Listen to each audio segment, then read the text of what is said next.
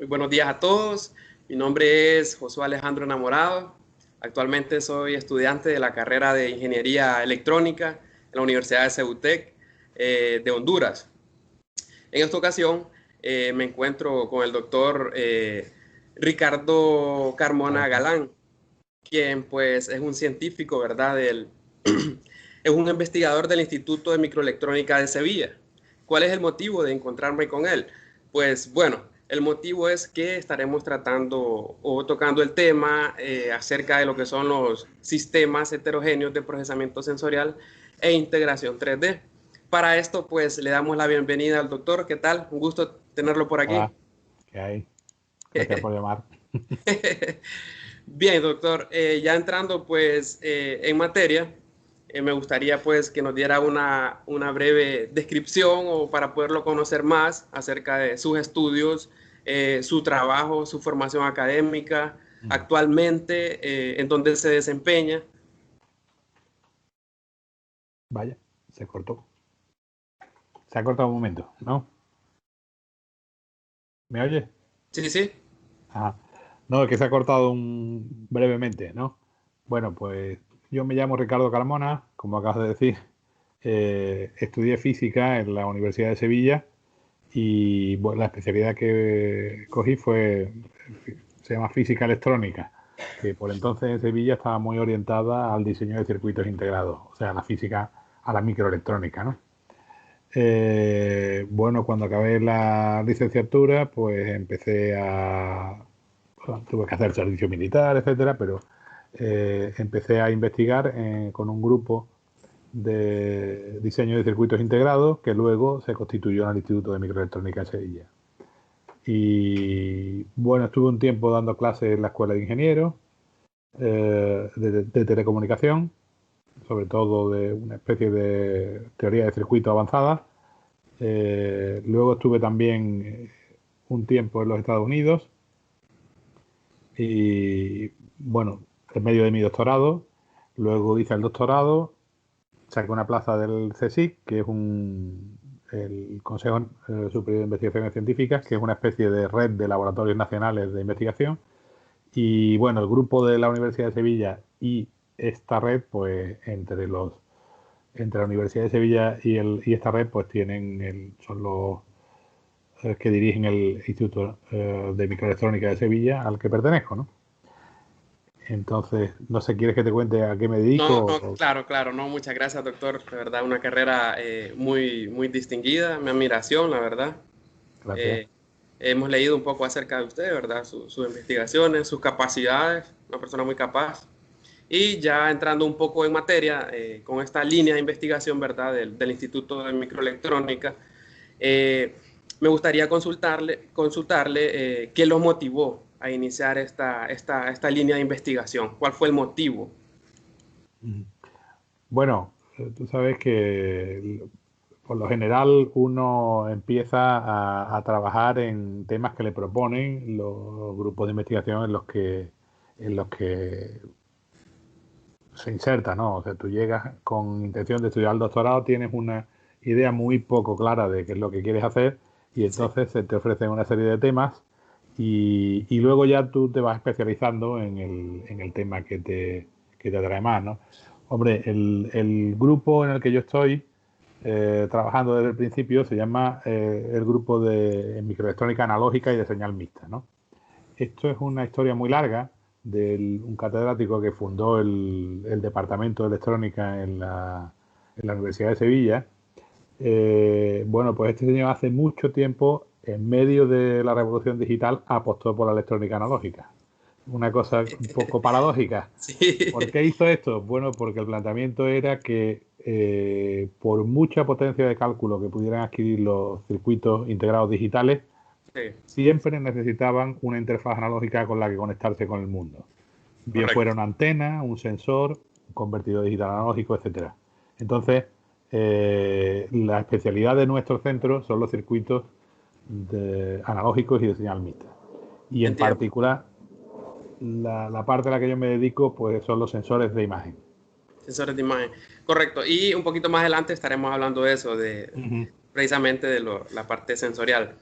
Y Ok, actualmente, doctor, ¿en qué etapa se encuentra la investigación y cuál es la viabilidad? ¿Hasta dónde esperan llegar? ¿O cuáles son sus objetivos, si se puede decir? Bueno, dentro de la investigación en sensores de imagen, ¿no? O sensores o sea, de detección de señales multidimensionales, pues bueno, hay varias líneas de investigación, ¿no? Por un lado está la incorporación de procesamiento al sensor, ¿no? O sea, nosotros decimos que nosotros hacemos sensores inteligentes. Inteligente. En un primer momento, esa inteligencia se reducía pues a que la señal estuviera bien acomodada y se encontrara, en fin, digamos, mejorar la calidad de la señal que se obtenía.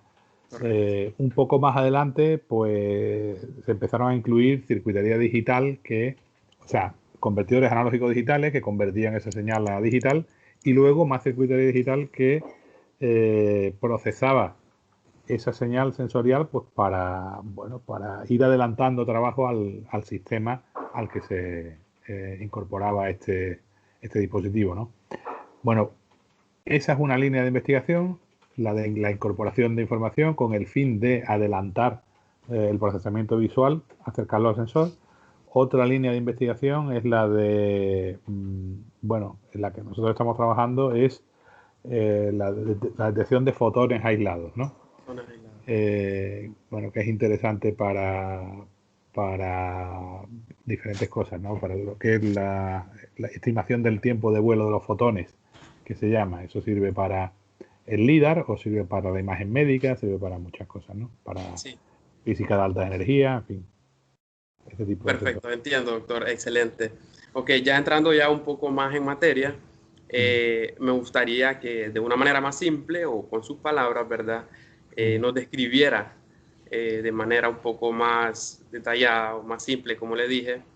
eh, yo dividí mi tema en dos variables, este tema, ujú, que son los ujú, sistemas heterogéneos de procesamiento ujú, sensorial y la integración 3D. ujú, Entonces, me gustaría que comenzáramos con la primera parte, que es en dónde lo vemos inclusive en nuestro día a ujú, día, ya sea en ujú. nuestros ordenadores, en nuestros móviles, etcétera, dónde están integrados, por decirlo así. Sí, sí, bueno, la verdad es que cuando veo el título este no sé muy bien exactamente a qué te refieres con heterogéneo, si te refieres a sistemas que están fabricados sobre diferentes materiales Materiales, correcto, correcto. ajá.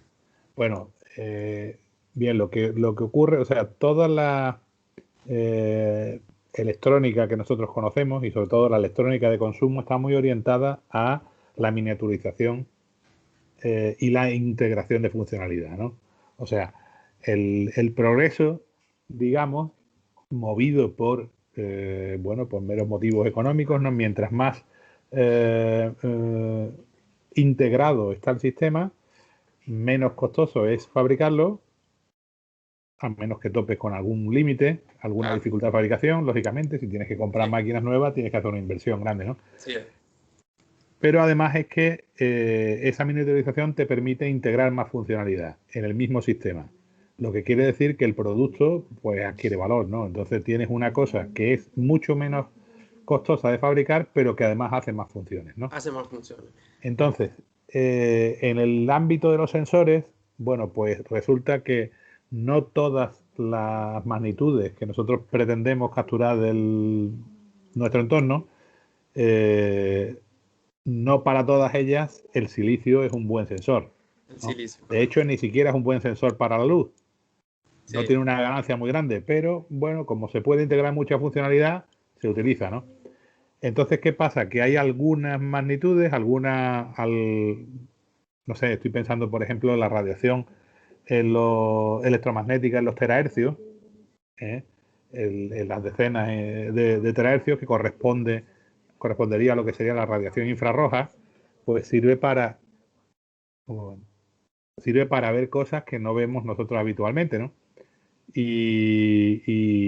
Bueno, pues para incorporar eso a un sistema miniaturizado, teniendo en cuenta que ese sistema integrado está construido sobre el silicio, pues necesitamos materiales adicionales. adicional. Entonces, esos materiales adicionales hacen que el sistema pues no se pueda fabricar con un solo proceso, sino que tengas un sistema multichip, por ejemplo, o multimódulo, en el que tú tienes dentro del mismo chip, tienes diferentes módulos encima de un sustrato que es más o menos inerte o pasivo, que no hace nada, pues tienes una serie de módulos que están interconectados. Eso es menos costoso que una placa muy grande, pero todavía es muy costoso fabricar. ¿Cómo conecta esto con la integración 3D?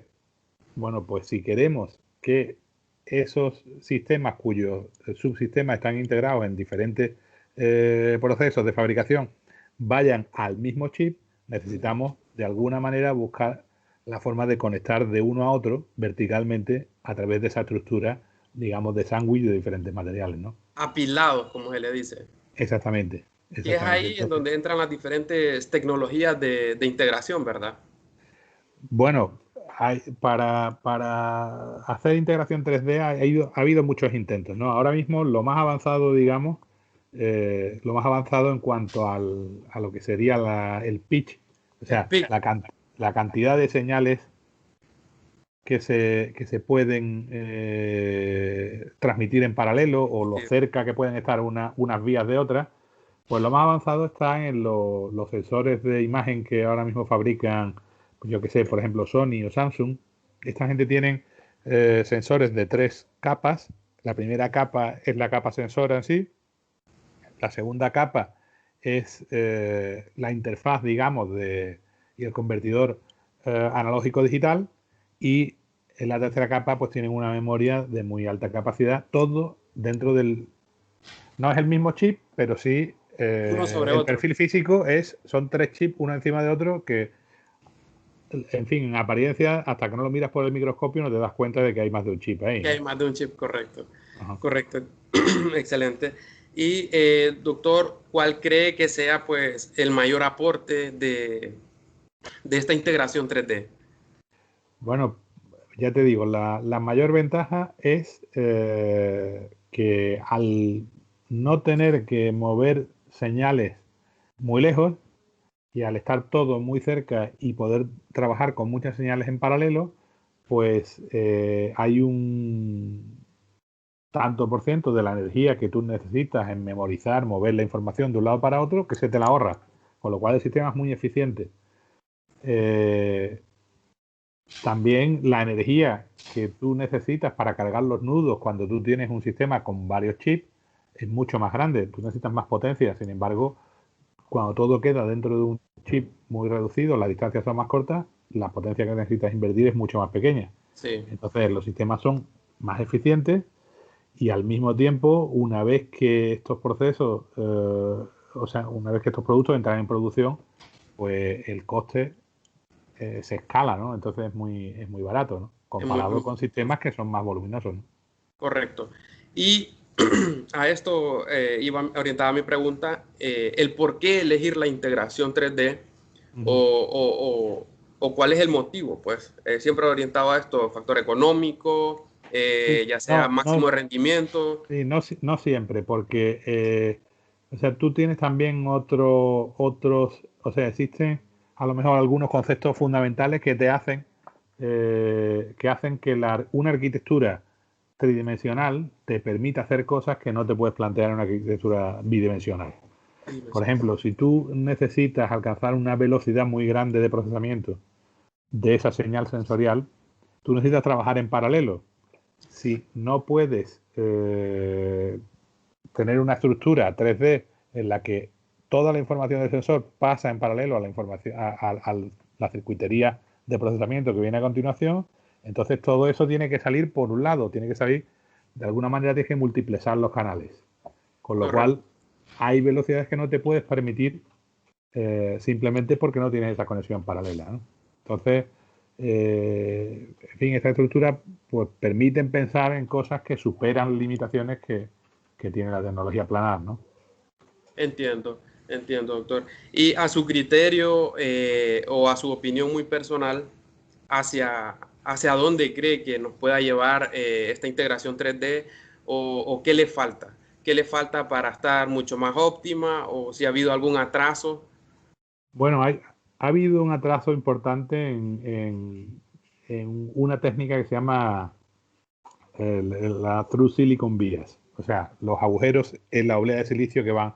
Sí. O sea, el problema es que las estructuras son frágiles y bueno, muchas de las obleas simplemente se rompían en principio cuando trataban de hacerse vías demasiado juntas.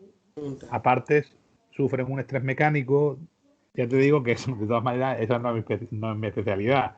O sea, cuando yo trabajo con tecnologías 3D, directamente lo que hacemos es diseñar circuitos en esa tecnología, pero los responsables de que el proceso funcione son los ingenieros de Ya, solo procesos, ellos. no somos nosotros, ¿no? Pero bueno, Y, son tecnologías muy caras y sin embargo, esas TSV, lo que sí ha funcionado bien hasta ahora ha sido lo que se llama la tecnología flip chip, flip que chip. es que un chip se pone encima de otro y luego se hace un termoacoplamiento. O sea, hay una parte de cobre, en realidad, de metal en un lado y en otro, y esas partes, al ponerse cerca y sufrir un cierto calor, pues se forma como una aleación y se quedan por ahí pegadas. Eso funciona muy bien porque el chip sensor por detrás lo han adelgazado y entonces la luz entra por detrás. Se llama backside illuminated. Entonces entra por detrás en el chip sensor y luego esa señal de cara entra en el otro chip que tiene el circuito de interfaz, ¿no? Entiendo. Hablando de tecnologías, doctor, ¿qué pasó con la tecnología TSB? Mediante la investigación, vi Sí. que su importancia, no sé si decirle que bajó su importancia, No, pero lo que pasa es que la tecnología TSV al principio, o sea, realmente se diseñó no para unir dos obleas de silicio, sino para unir obleas de silicio con otros materiales. O sea, ya, sensores de gas, sensores de otras magnitudes. Lo que hacían es que tenían un empaquetado muy compacto y un material, eh, o sea, o un dispositivo construido sobre un sustrato diferente al silicio, luego a través de una TSV se unía al chip, digamos, lo que le llamamos muchas veces el ROIC, el Readout Integrated Circuit, ¿no? Entonces, ahí es como empezó todo. ¿Qué es lo que pasa? Esas vías eran de un tamaño muy grande, ¿no? Esas vías eran a lo mejor de 200 micrómetros de diámetro. O sea, digamos, imagínate una columna de metal ahí metida dentro, ¿no? Y además muy separadas unas de otras. Entonces hubo varias maneras, varias técnicas, ya te digo que no es mi especialidad, pero hubo varias técnicas de conseguir hacerlas más pequeñas y acercarlas más. Y sin embargo, bueno, a la larga no parece que se haya consolidado ninguna de estas técnicas porque, bueno, porque me parece que el yield es muy pequeño. Entonces resultan dispositivos muy caros porque muchos se rompen. Entonces, entiendo. ¿a dónde vamos a ir entonces? Bueno, pues de momento están tratando de explotarse pues todas las posibilidades de la estructura flip chip. Empiezan a trabajar también con unas cosas llamadas Silicon Interposer, en el que, digamos, tú tienes ahí una capa neutra en la que solo tienes conexiones, no tienes otro dispositivo, con lo cual corres menos riesgo de que se rompa nada.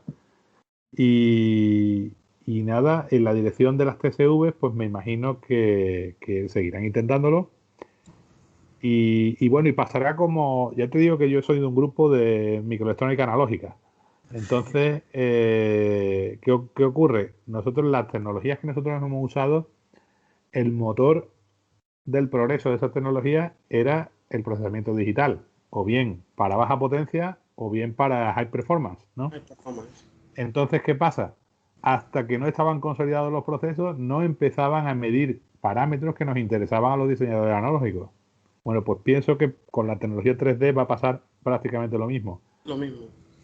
Hasta que no haya un desarrollo, ¿no?, de la tecnología 3D que le sirva a la gente de digital, no empezaremos a tener disponible una tecnología 3D barata para otras aplicaciones, ¿no? Y yo creo que puede estar ahí, ¿eh? Ahora mismo con la implementación de arquitecturas de procesamiento específicas para, por ejemplo, redes convolucionales y ese tipo de cosas, pues si hay aspiración dentro del mundo del procesamiento digital de tener bueno, pues estructuras que explotan el paralelismo del procesamiento y ese tipo de cosas, ¿no? O sea que yo creo que se va a progresar, ¿no? Ahora mismo, pues bueno, la cosa va lenta porque la inversión es gorda. Ok, ¿qué los detiene para alcanzar ese desarrollo? ¿El por qué no se consigue ya? Que yo sepa que la inversión